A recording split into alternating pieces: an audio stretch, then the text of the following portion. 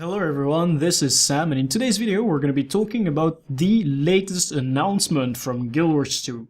Indeed, the Festival of the Four Winds is coming back, and with it we are going to be having two of the major events that I like the most in the story of Guild Wars 2.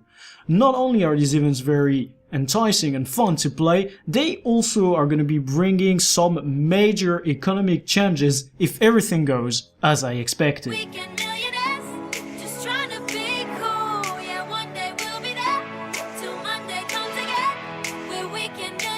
In order to have a proper look at the event and understanding what is exactly about to happen behind it, the best way for us to proceed is to have a look at the past and thus anticipate the future. The Festival of the Four Winds last released in 2014. It's been over 4 years since the last time that we've had this festival, and with it we have quite a bit of elements that we need to be reminded of.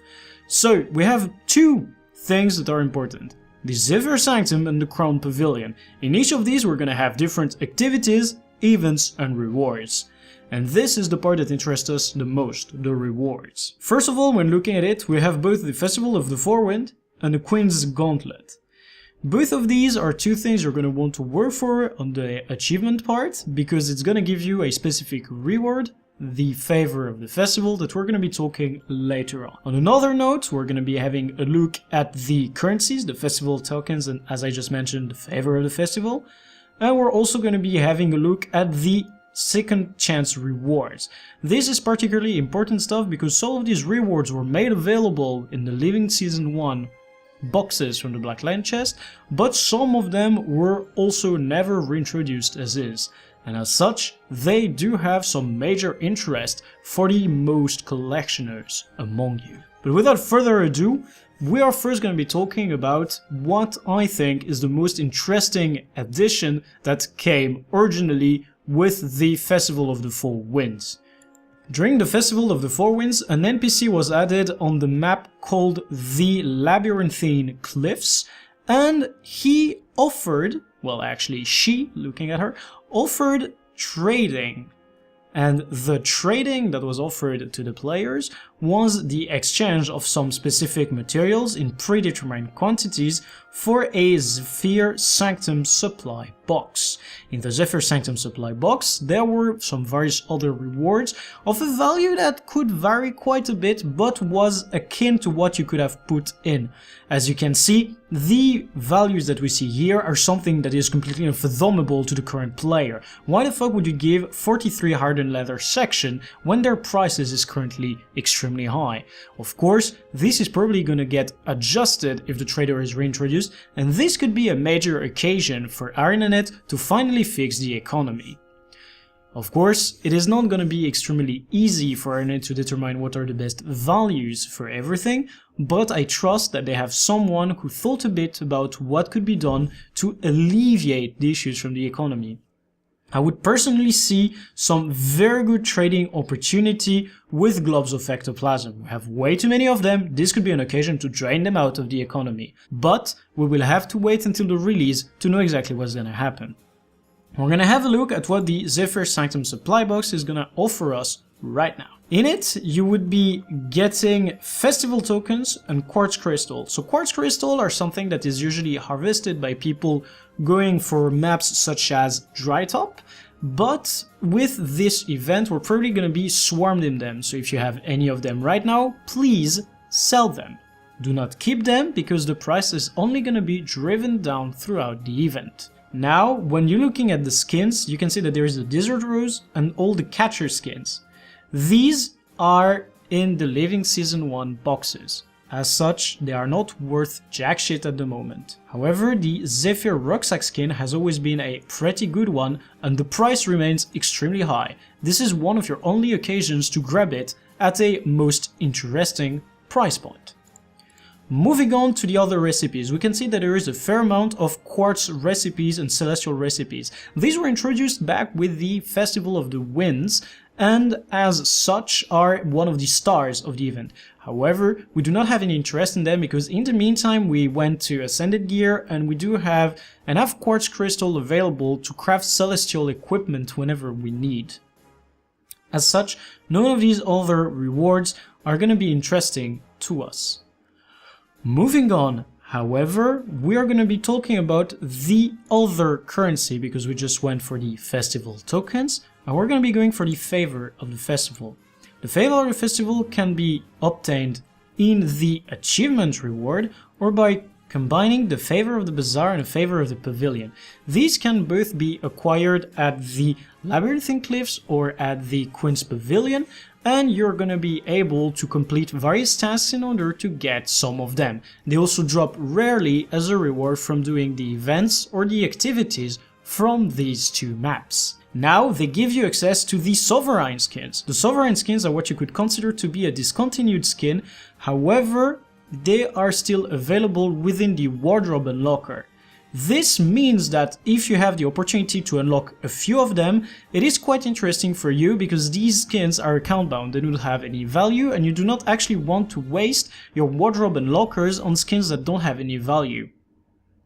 So, if you get some favors of the festival, do go for these, even though the Endless Dahlia Calf Tonic is most definitely one of the best things you could go for. I have it, it's wonderful. Now, what we also are going to be talking about is the drops that you're going to be getting from the specific activities that you can do. The activities that you can do in the Labyrinthine Cliffs are going to be rewarding you some festival tokens. These are the ones we were talking about earlier, and they are not going to be exactly the one thing you're going to be looking for. However, what we really want to look for is the Gauntlet chance. The Gauntlet chance does give you festival tokens, but it also gives you some other specific items.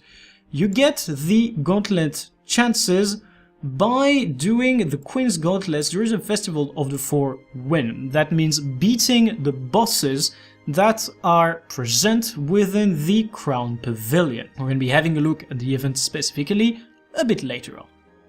You get additional ones for each gambit you have active, so there were some pretty good guides on Reddit and on the forums at the time that explains which gambit to take with which boss in order to get the maximum amount of Gauntlet chances you would be able at a specific point.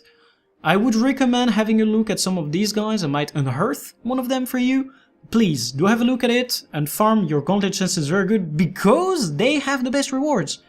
You don't care about the mini Toxic Hybrid nor the Toxic Spore skins because these two were in the Living Season 1 boxes, just like the Monocle, but the Monocles are already pretty expensive. If we look at them, they are usually around the 200 to 300 price point. You do want to drop some of them. However, the best thing you could go for is the recipe for the Chaos of Lissa. It is an extremely rare drop and I have never dropped one myself. However, if you do manage to get your hands on one of these, it is 2000 gold. It is an extremely rare item. I have that recipe unlocked on my account and I had to pay quite a fair price for it. But if you drop one, you're gonna be happy. If you do own one currently, please sell it. I cannot stress this enough, but us getting the event back means that anything that you've been sitting on that was a specific reward from that event, you should be selling. Because it will drop again. So, you could get the 1.2k right now, and I would recommend that. Now, as I said, we're going to be having a look at the Queen's Gauntlet, and that's going to be the final point of the video, because it is all we know yet about the event, and I don't want to keep this too long. But the Queen's Gauntlet, as I mentioned, is a set of challenging battles in which you're going to be fighting unique bosses. Not only are these unique boss fights very interesting and fun to do, especially to better yourself as a player, they also, as we said, give you plenty of good rewards. Sadly, the issue with that is that there is a limited number of arenas per maps, and you might have to queue and wait for others to be done with their fights before yours takes place, unless the systems gets changed. I would also be extremely happy if we get new bosses for this, because the bosses that we had previously were extremely good, and if ArenaNet went through the extra effort of designing a few extra bosses, I would personally be delighted. Now, what is interesting is to choose, as I said, your specific gambits to go with the specific fights. Here, they are explained in a very concise way on the wiki, but as I said, there are some guides on the internet, be it on Reddit or the forum, that are going to tell you what to take as a gambit for which fight. Now you have all the information available to you on what exactly the festival is going to be bringing back to us from an economy standpoint and from a reward standpoint. This is mostly the kind of information that I can give to you, and I hope that we can start a very constructive conversation around this in order to better our understanding of the event and how exactly could we as a community profit from the event. I hope that you have enjoyed this video and that the information in it was useful to you. If you wish to support the channel, you can simply like the video or leave a comment under the description. You could also follow me on my social media or join my Discord in order to interact further with me outside of the video content. Finally, if you wish to take your support a step further, there are some links in the description that you can use, be it to try out the game, buy some accounts, or simply support me directly. Now, I wish every single one of you an awesome time and some crazy hype as we wait for the event of the year.